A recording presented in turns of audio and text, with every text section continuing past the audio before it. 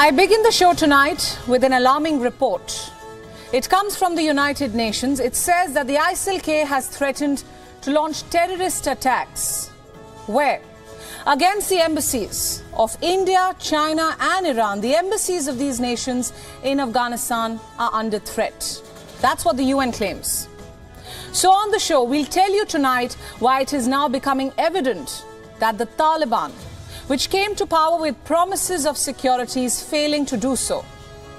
On the show tonight, we'll tell you why Pakistan's forever justification that we need to accept the new ground reality in Afghanistan is now unraveling. Stay with me. We'll tell you about the threat of terrorism emerging in Central and South Asia. Also on the show, we continue to bring you the latest from Turkey and Syria amid the massive scale of loss and tragedy. The Turkish president admits to shortcomings as the death toll from the quake mounts. I'll tell you tonight why this response is not going to assuage the victims who are scouring rubble for their loved ones. They say artificial intelligence is the future. Well, in the present, one AI chatbot has made a big mistake, and it has led to one of the biggest companies in the world to lose $100 billion overnight. So who will punish this bard? And in tonight's Food for Thought, I will make a humble appeal to all parents. Celebrate the average.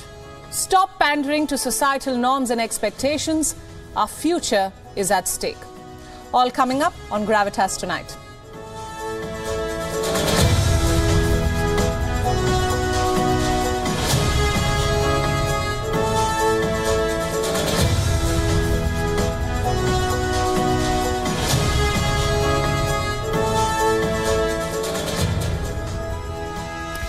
In August 2021, just 2 weeks after the Taliban's return, Afghanistan saw its first horrific terror attack, a deadly suicide bombing at the Kabul airport.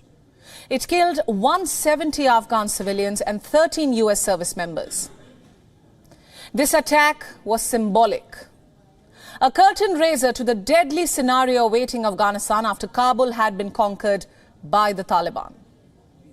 The next catastrophe in a country and in the region marked by perpetual violence. In the next few minutes, I'll list out logistically why the Taliban's return to Kabul did not end the violence. Instead, it emboldened another set of jihadist groups that had been lurking in the shadows. Let me now tell you about the new chief perpetrators of terrorism, the Islamic State of the Khorasan province, or ISIL-K. It is an affiliate of the Islamic State. By bombing the Kabul airport in 2021, it sent a powerful signal. Another war had begun, and this time by the jihadists who believed that the Taliban was not sufficiently extremist. And so, the deadly game of global jihad now enters a new chapter. 1 year and countless attacks later, the ISIL-K's intentions are clear. It wants the power in Kabul. It wants to rule. It wants to turn Afghanistan into the epicenter of its global jihad. The question is, how does it plan to achieve this goal? Take a look at this report. It comes from the United Nations. It says that the ISIL-K have threatened to launch attacks against the embassies of various countries in Kabul. The aim is to undermine the Taliban's relationship with countries which have endorsed the Taliban regime, as well as those who have kept missions for the sake of continuity. So which states are we talking about? Who are the targets? The three main ones are China, Iran, and India. They are top of this list. This is what the UN report says, that the embassies of all these three countries are on the radar of this terror group. They could become victims of a ghastly attack. But we know that others are also under threat. All of this is mentioned in the 16th report of the UN Secretary General Antonio Guterres. Let me quote the most telling excerpts that should concern all of us. The activities of the Islamic State in Iraq remained a significant terrorist threat in Central and South Asia, and the group retained ambitions to conduct external operations by targeting diplomatic missions Islamic State in Iraq also sought to undermine the relationship between the Taliban and the member states in the region. The group has threatened to launch terrorist attacks against the embassies of China, India, and the Islamic Republic of Iran in Afghanistan. It's all pretty clear. The timing of this revelation is also very significant. Some of you may recall that just a few days back we told you how a host of countries were either evacuating their diplomats or downsizing their embassies in Kabul. The list included Saudi Arabia, Turkey, Qatar, and the UAE, and China. Did this have something to do with the ISIL-K's threat? It certainly seems like it. Did these countries receive any intel about the group's intentions? That assumption also seems logical. But what is certain is the resurgence of the ISIL-K. In the last 2 years, it has grown immensely in strength.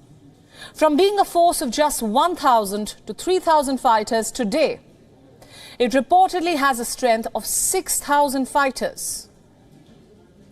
Some of them are new recruits from the Taliban itself. Battlefield commanders who are unhappy with the softer public line of the Taliban's central leadership.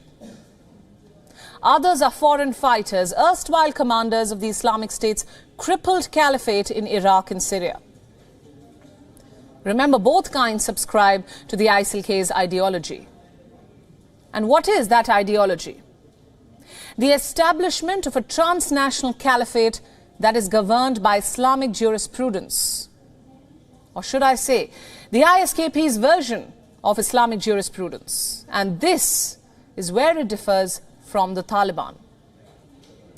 You see, ever since its return, the Taliban has projected itself as an ethno-nationalistic force, a force that is committed only to the people of Afghanistan. But the ISIL-K, on the other hand, aspires to be global in its outreach. It emphasizes on fighting two kinds of forces. One, the near enemy, or what it calls apostates in the region. Two, the far enemy, or what it calls Western crusaders. To put it simply, this group wants to have no dealings whatsoever with the West. It calls the Taliban a bunch of sellouts who have abandoned their higher calling of a global caliphate in the pursuit of their own goal of ruling Afghanistan. The group also doesn't agree with the Taliban's growing inclusiveness. Of late, it has started to incorporate political rivals and religious minorities. The ISIL-K vehemently opposes this narrative. Just look at the pattern of its attacks now. In May 2020, it targeted a maternity ward in Kabul, killing 24 people. The list included women and children. Most of them were from Afghanistan's Shia Hazara community. Then in March 2022, it bombed a mosque in Peshawar. A total of 63 people died. They were all Shia Muslims. In April 2022, there were explosions in Kabul, this time again in a Shia Hazara neighborhood. All evidence pointed at the ISIL-K's involvement. But the group's savagery doesn't end there. In the last 3 years, it has targeted not just the Shia Muslims, but also journalists, foreigners, former military personnel, even civilian infrastructure. Basically, everyone and anyone that it considers to be an enemy of its own version of Islam. And now, it seems to have set its eyes on foreign embassies, on the diplomatic missions of India, Iran, and China. So how do we perceive this? Well, from where we see it, this could very well be the beginning of a new wave of jihad. A wave which could threaten South Asia's security apparatus. A wave which will spare no one in its way. I repeat, no one. Be it the Taliban, Pakistan, its iron brother China, the Shia Republic of Iran, and of course, by account of its proximity and position in the neighborhood, India.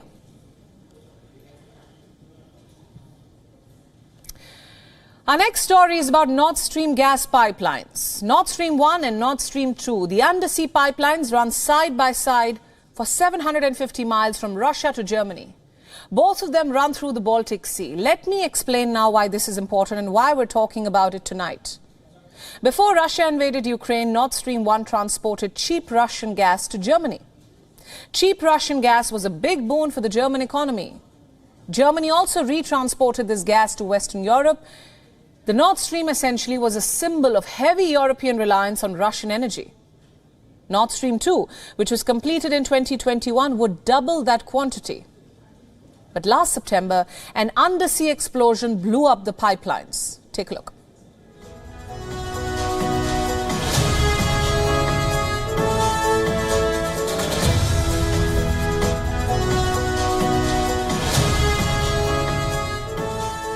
But nobody claimed responsibility for this. The US blames Russia for the undersea sabotage and Russia blamed the United States. But these were all wild allegations. Nobody offered any proof. But the United States was never happy. It had always detested the idea of Europe becoming hostage to Russian energy. But blowing up the Nord Stream was out of question, at least publicly. It would be an act of war against Russia. But now, almost 6 months down the line, we may have an answer as to what happened. All this courtesy Pulitzer Prize-winning American journalist Seymour Hersh. The report has now been picked by prominent publications, including The Times. And what does Hersh claim? Let me list it out. He says that the US hatched the plot to bomb the energy pipelines. He cites an anonymous source. And as expected, the White House has rejected the report. But several media outlets have picked up Hersh's claims. Let's look at some facts now. Let's revisit the path of the Nord Stream pipelines. The Nord Stream begins in Vyborg. This is a Russian port at the Baltic Sea. The Nord Stream passes through the exclusive economic zones of 5 nations: Russia, Finland, Sweden, Denmark, Germany.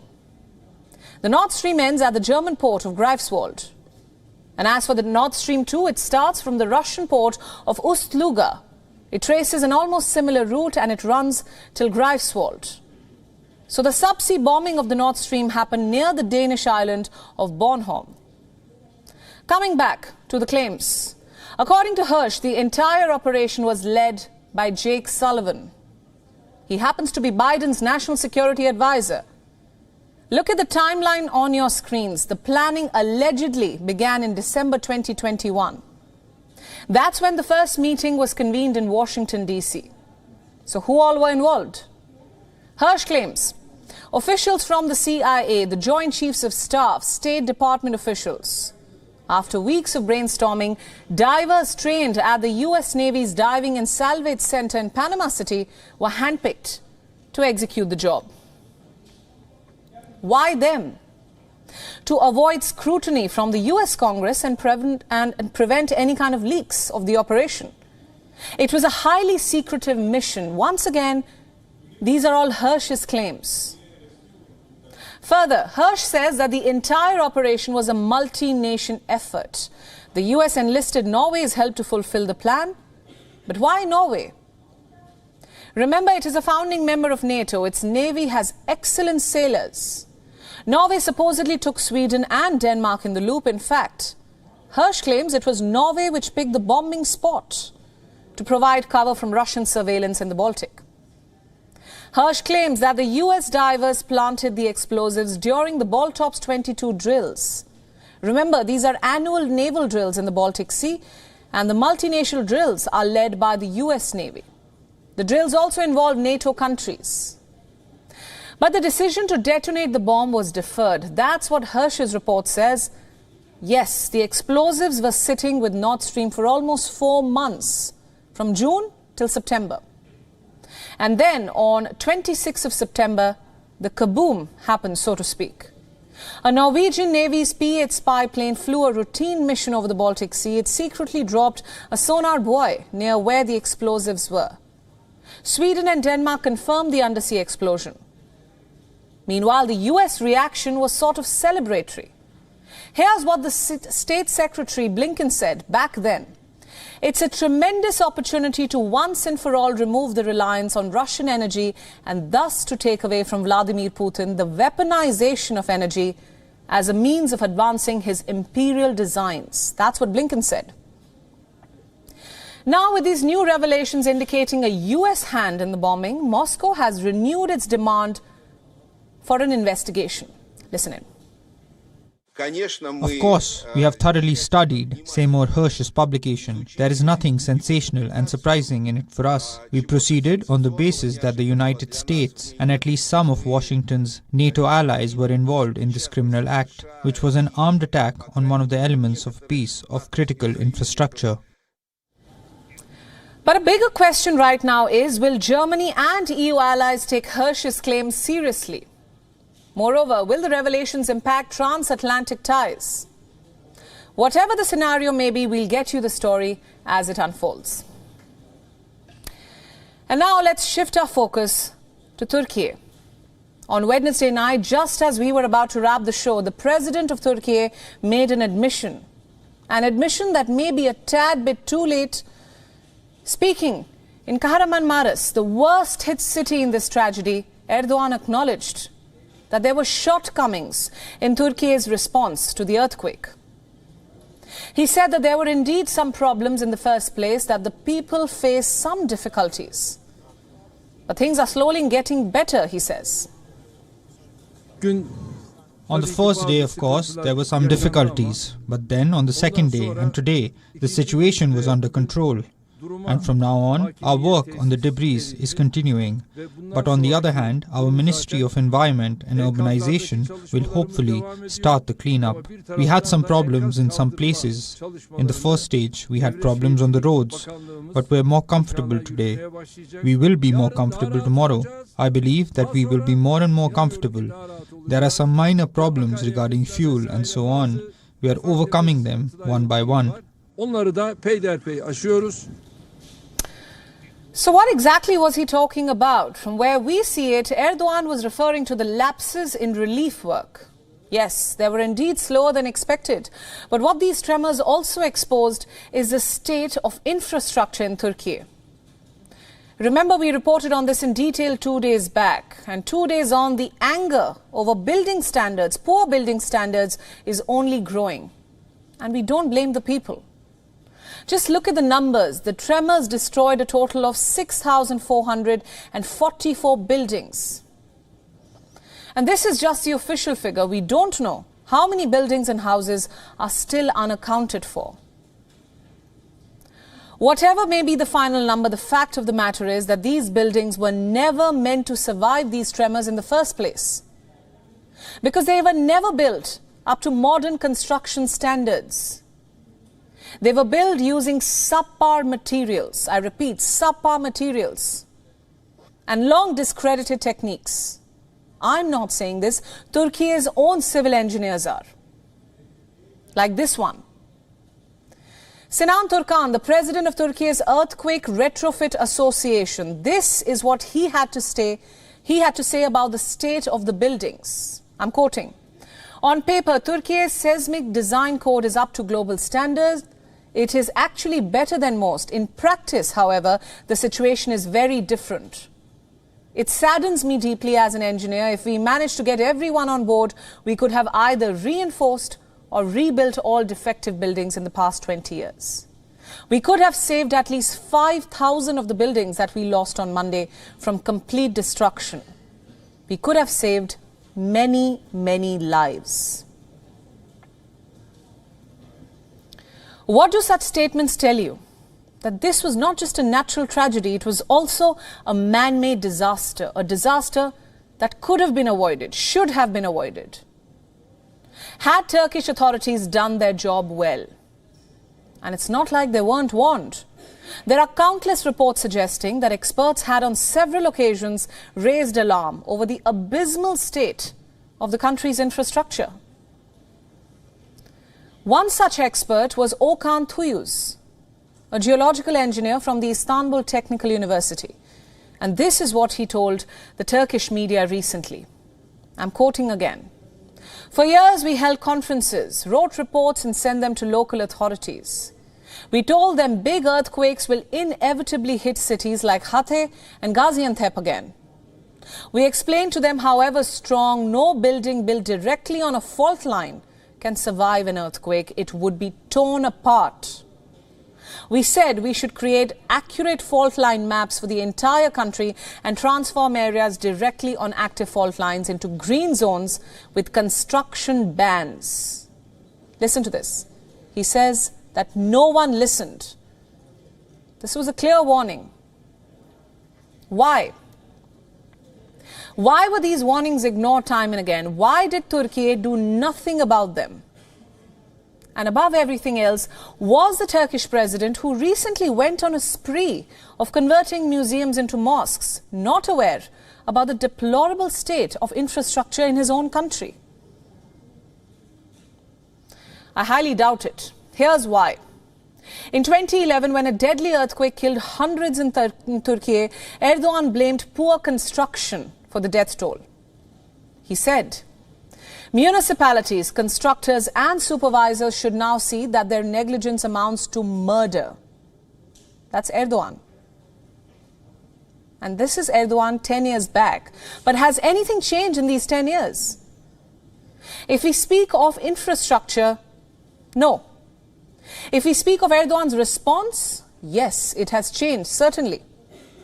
While the president did acknowledge shortcomings, he was quick to turn the gun towards Turkey's perceived enemies. He said these enemies are waging a viciously negative campaign, a campaign to malign the country's image. Listen in. This period is the period of unity. It is the time of solidarity. In such a period, I do not digest viciously negative campaigns conducted in the name of mere political interests.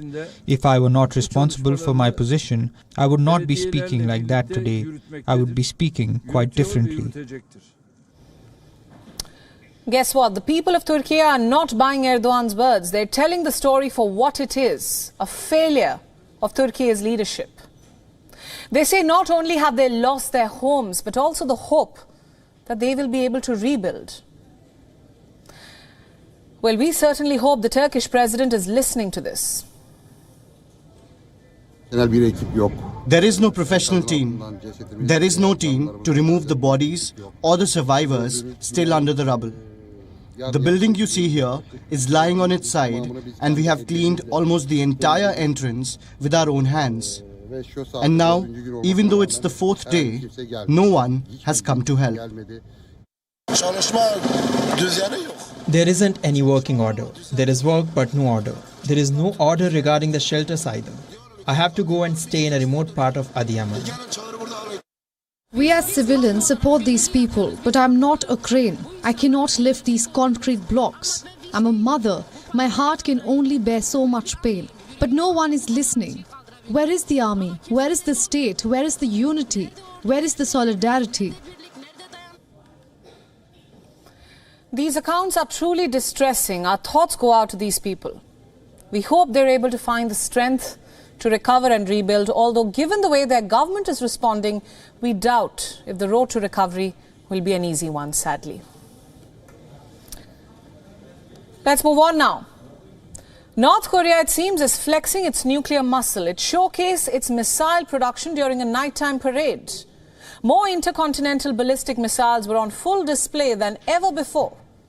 The country also hinted at a new solid fuel weapon. But despite all this show of power and glory, one person took away the spotlight. Who was this person? Take a look at this next report.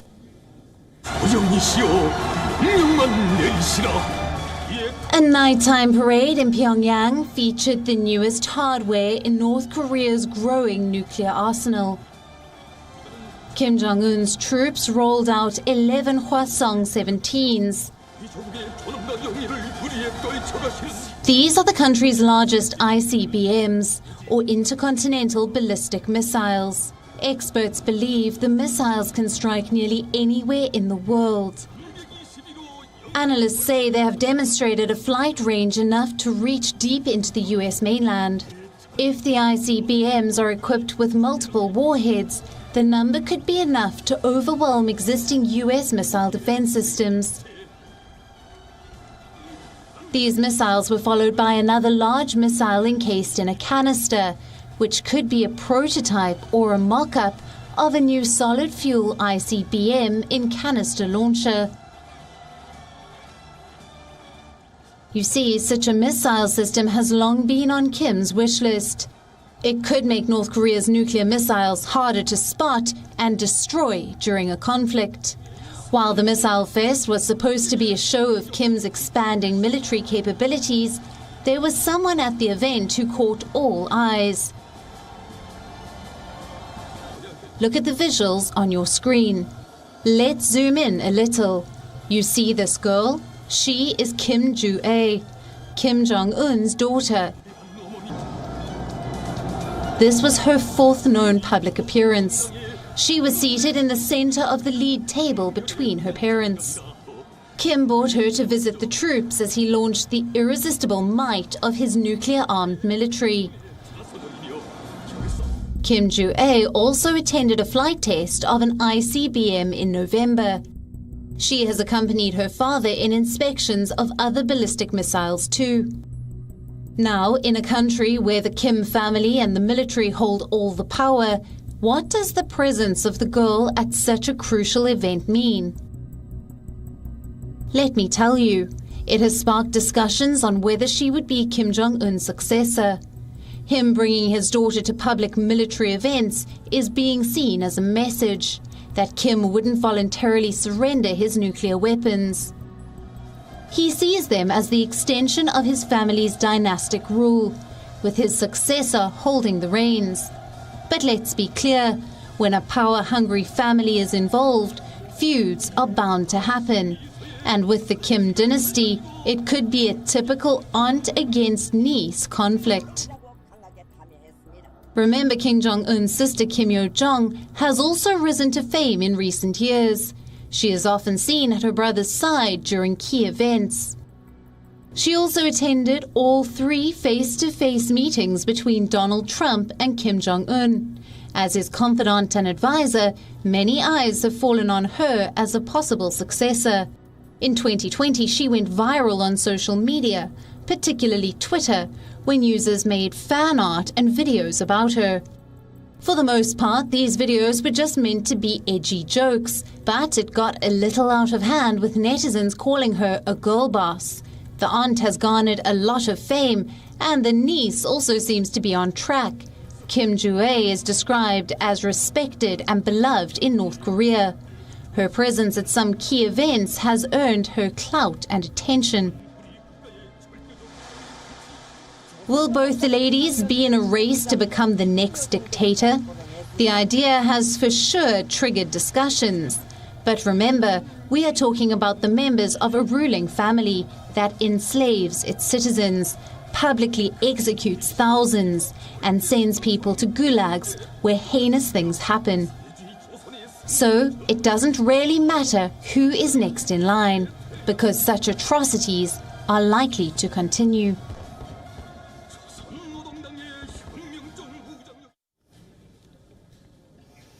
And now let's talk about what everyone is talking about. Artificial intelligence. They say it's the future. Let me be frank, ChatGPT has become a popular guest at most parties and conversations. Well, Google unveiled an AI rival to ChatGPT, but the tech giant was off on an embarrassing start. Its AI chatbot, it's called Bard, made a rather expensive stumble. The mistake has sent Google's parent Alphabet stock stumbling. Investors have wiped off $100 billion from the company. Yes, this is the Bard's big blunder. It seems Google's hurry to compete with Microsoft-backed ChatGPT has come to bite it. Its Bard has failed to live up to expectations. The bot got its name because it was supposed to be a storyteller like the Shakespearean Bard. But it seems that this storyteller doesn't have its facts straight. This Bard didn't quite get the story right. And it has accidentally created a Shakespearean tragedy for Google. Let's see what exactly went wrong with the Bard demo. In a video demo posted online, Bard was asked this question. What new discoveries from the James Webb Space Telescope can I tell my 9-year-old about? Simple question, you would think. But the Bard's response suggested that the telescope was used to take the very first pictures of an exoplanet. Now, these are the planets found outside our solar system. That's where the poor storyteller got it all wrong. It was soon hounded by an army of astrophysicists and experts. They know their stuff. This included the likes of Grant Tremblay and Bruce McIntosh. Naturally, embarrassed by the incident, Google owned up to the error. It underlined the need for testing the new systems. The BARD has been released only to a team of specialist testers. It is yet to be rolled out to the public. But the search engine giant seems to be in quite a hurry because, you see, it is eyeing an ambitious goal. For months, the company has been threatened by ChatGPT and Microsoft's increasing interest in it, and this has only made things worse. ChatGPT has already attracted 100 million users since its launch in November. Microsoft also announced that it will integrate the AI features in its search engine, Bing. So pressure has been mounting on Google.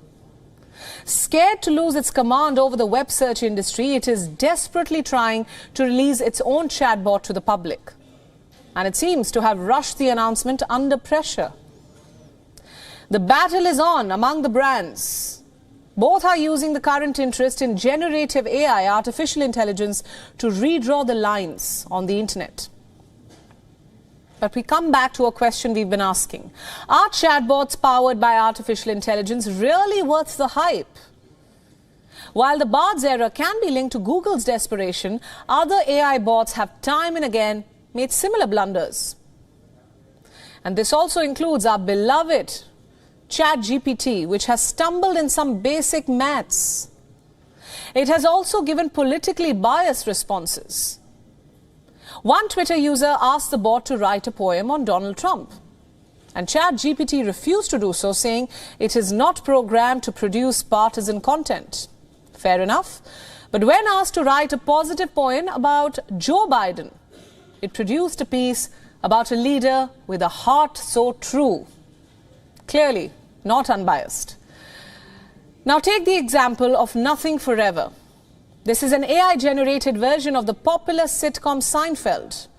If you're a fan, you've got something to be disappointed about. You're not going to be happy about this one. It was recently banned for 14 days on its streaming platform, Twitch. What was the reason? Let me tell you, the AI made transphobic statements in one of the episodes. And let's not forget, last year, Mark Zuckerberg's Meta launched a prototype conversational AI. It was called Blenderbot, not Blunderbot. Soon it was cooking up stories. It told journalists that it had deleted their Facebook account after learning about the company's privacy scandals. It also claimed to be a pro-choice Republican. In 2016, Microsoft apologized after a Twitter chatbot started generating racist and sexist messages. Its posts included comparing feminism to cancer and suggesting that the Holocaust did not happen. Once again, these are chatbots. You see, AI chatbots are brilliant. I'm not denying that, but ultimately they are trained on huge data sets taken from the internet.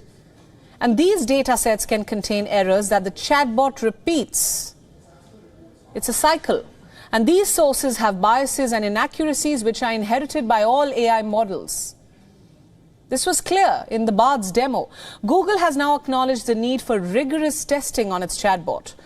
But the incident has also rekindled the debate around the very reliability of artificial intelligence. As I wrap up this story, I ask you, imagine if an employee or a CEO's comments had sparked this loss, this big loss for Google. Imagine what kind of consequence he or she would face. A lawsuit, a big fine perhaps, being shown the door. But who will hold this BARD accountable? Will this BARD cough up $100 billion through its sheer brilliance? I'm afraid not. And now we shift our focus to West Asia, Saudi Arabia to be specific. The country has become the favorite destination for Indian workers in the Gulf. More than 178,000 Indian workers have taken up jobs in Saudi last year. And this is according to data from the government of India. The number has increased five-fold since 2021. What's more, experts believe that more Indian workers will be taking up jobs in Saudi Arabia in the coming years. So why is this happening? What explains this? Well, for starters, Saudi Arabia is investing more than $500 billion in ramping up its infrastructure. The massive infrastructure push is the brainchild of Crown Prince Mohammed bin Salman. Saudi Arabia already hosts the second biggest Indian diaspora globally, next only to the United States, and the biggest in the Gulf region. Its hiring slowed down significantly during the pandemic, but the COVID trend is now reversing. More Indian workers are taking up jobs in Saudi Arabia when compared to other Gulf countries. Let me now show you some numbers. Let's take a look at previous year's hiring trends for the region. Hiring of Indians in the UAE is yet to reach the pre-COVID levels. The country just hired more than 33,000 Indian workers in 2022. For comparison, in 2019, the figure stood at more than 76,000. Last year, Kuwait emerged as the second most preferred destination for Indian workers. More than 71,000 Indian expats moved to Kuwait in 2022. And as far as Qatar is concerned, there has been a slight year-on-year decrease in Indian expats moving there. That brings me to my next question. What do Indian workers do in West Asia? Well, more than 70% of Indian expats in the Gulf region comprise blue-collar workers, meaning they are labourers or have low-skill jobs. 20 and 30% of Indians working in West Asia are professionals or highly skilled workers. So here's the thing. It is not always hunky-dory for Indian workers in the Gulf. Many of them come from modest and poor backgrounds. And once in the Gulf, they risk being exploited. According to the Indian government, around 6,000 Indian workers died in Saudi Arabia in 2020 and 2022. This is the highest globally. In the UAE, the figure stood at more than 4,000. In fact, most Indian worker deaths in recent years have taken place in Gulf countries. So why do you think Indians continue to go to Saudi Arabia for work? Well, the answer is simple. Money. Blue-collar workers earn more in Saudi Arabia than they could have earned in India. I'll give you a rough estimate. It would take an Indian worker 10 years to earn what he is paid in Saudi Arabia in 1 year. So a job in the Gulf means the worker is able to send more money back home to his family. That job is the difference between sending his children to school or forcing them into child labor. That job means progress. It helps the worker and his family climb the social ladder. And of course, all of this comes at a cost. And as for the host nations, the Gulf countries, the Indian workers remain an asset, a linchpin of their economic growth. They are hard to do without.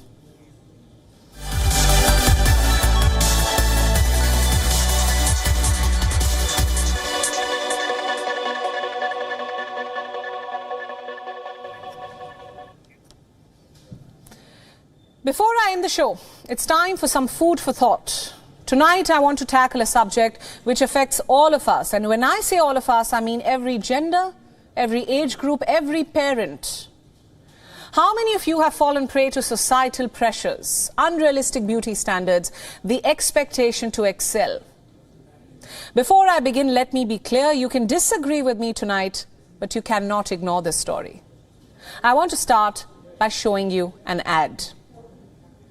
It's on your screens now.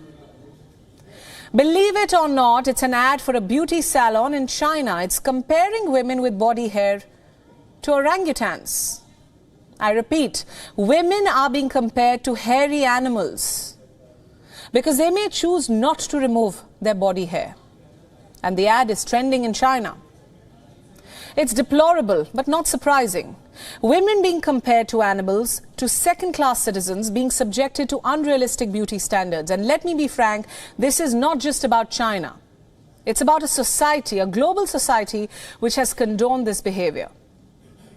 Even in 2023, a beauty salon is trying to shame women for having body hair in the hope that they'll come in droves to avail its services. I believe the company behind the ad has now modified the revolting campaign, but not before Chinese social media responded with outrage. They're asking, what's wrong with being hairy? It's a question we all should be asking. Also, how often do you see a man being compared to a hairy animal in a marketing campaign for having body hair? Once again, you can disagree with me, but this is something to think about. If you're a father to a young girl watching me right now, imagine your little girl what she will think when she sees this ad. It can lead to body issues at an early age. If you're a parent to a boy, you should worry too. He may grow up thinking that body hair is repulsive. Comparing any gender to a primate is not right, and I can't believe we even have to say this. This advertisement is among countless others. There was a time when a bottle of tomato sauce was advertised on the premise that even a woman could open it. There was also a time that a mouthwash was marketed as the only cure for women who wanted to steal your husband. There was a time when a vacuum cleaner was the only way to keep a woman happy. And who can forget the obsession with fairness creams? In South Asian countries, especially India, they're still being marketed. Globally, we've seen ads objectifying women, sexualizing them. Some of us have been swayed by such marketing to buy these very products. One would like to think these unrealistic beauty standards, these misplaced notions about gender, these archaic stereotypes are all history. Well, sadly, they're still alive and kicking among us. Just last year, a Match.com ad showed a woman carrying out subservient tasks. Match.com is a dating site, and this was a TikTok campaign. It showed a woman making sure that football was playing on the TV, that there was a fresh towel and socks neatly laid out for her partner. She prepares his protein shake earnestly while he returns from a tiring gym session. Why is she doing all this? So that he thinks she's a keeper. Thankfully, this ad was banned for being sexist. So whether you agree or disagree with the context, these ads are all around us. They influence what we buy, what we eat, how we behave, how we feel. And now I want to show you another image. We all know her. She's the queen of pop. But do you recognize her?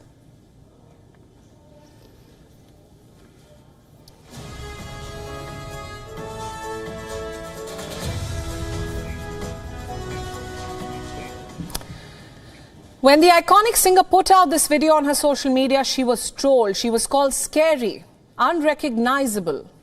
Fans accused her of being obsessed with plastic surgery. Here's one particular public personality who decided to make his opinion even more public.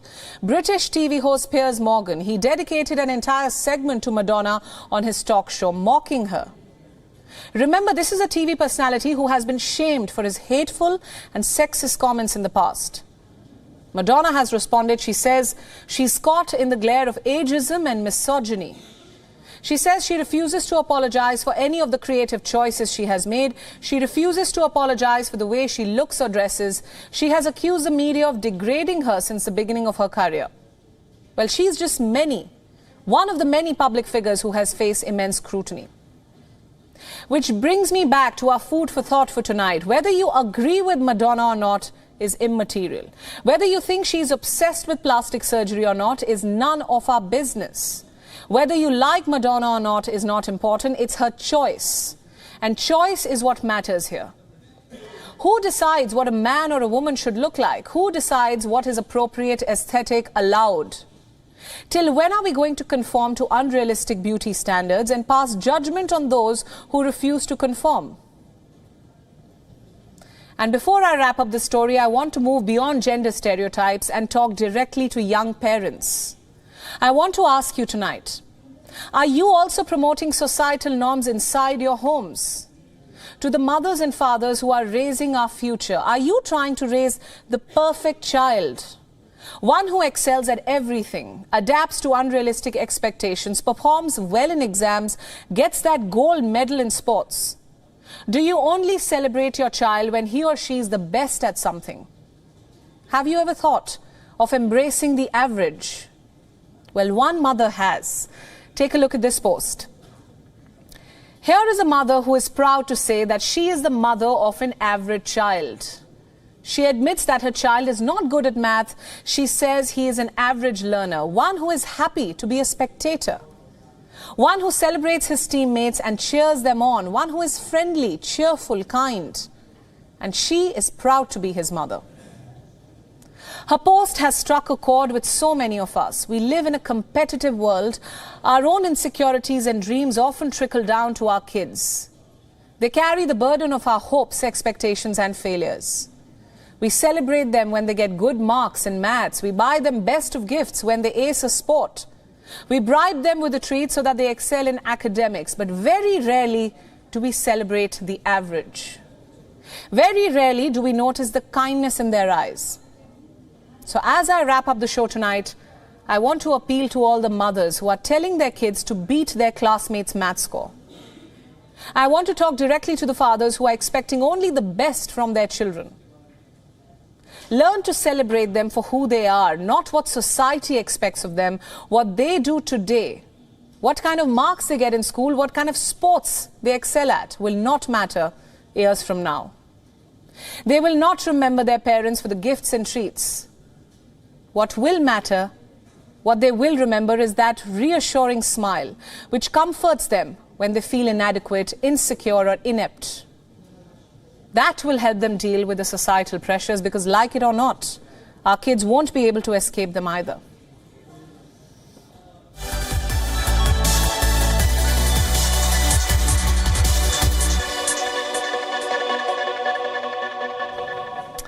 And time now to take a look at what's happening around the world in Gravitas Global Headlines. The death toll due to the earthquakes in Turkey and Syria rises to more than 19,300. Surpasses Japan's Fukushima disaster toll. The quakes could cause economic losses exceeding $4 billion, says rating agency Fitch. More trouble for the Adani business empire. Norway's $1.2 trillion sovereign wealth fund, the world's largest, says it has completely divested its assets in the Indian conglomerate. Ukraine President Volodymyr Zelensky tells the European Parliament that his country's troops fighting Russian forces are defending them, as he urges more EU military support. Japan's Prime Minister and Philippine President reach a key agreement to boost their defense ties that would allow greater access to Japanese troops on Filipino turf, amid tensions around China's growing influence. Credit Suisse posts its biggest annual loss since the 2008 financial crisis, and the scandal-plagued Swiss banking giant expects to stay in the red in 2023. Sending its shares plummeting. Pakistan's finance minister says he expects talks with the IMF over an economic reform deal aimed at releasing critical funds from a stalled $6.5 billion bailout program to be settled today. The UK government defends its potential meeting with the governor of Xinjiang, who is sanctioned by the US over the Chinese region's treatment of its Muslim Uyghur minority. The World Health Organization says the deadliest cholera outbreak in Malawi's history has killed at least 1,210 people, while vaccines remain scarce and several other African nations report outbreaks. And that's a wrap on Gravitas for tonight, leaving you as always with Gravitas Images. I'll see you tomorrow.